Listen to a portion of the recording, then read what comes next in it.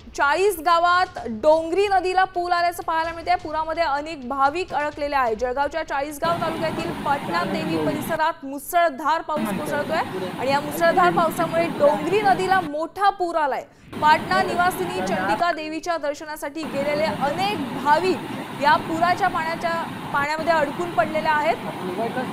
नदीला पूर आल्यामुळे दर्शनासाठी आलेले असंख्य भाविक अडकल्याची माहिती मिळते।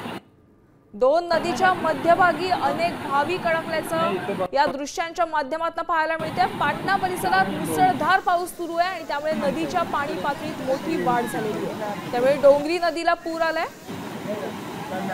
या संदर्भात आपल्याला अधिकची माहिती देत आहे संजय महाजन। संजय, या पुराच्या पाण्यामध्ये किती भाविक अडकलेले आहेत? आज 40गाव तालुक्याच्या या ठिकाणी मोठ्या प्रमाणावरती पाऊस झाला आहे आणि त्या ठिकाणी नदीला पूर आला।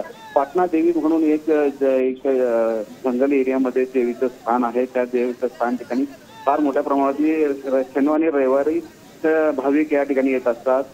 त्या ठिकाणी भाविक आता पाऊस इतक्या जोरात झाला तर नदीला पूर आल्यामुळे भाविक या ठिकाणी अडकलेले आहेत।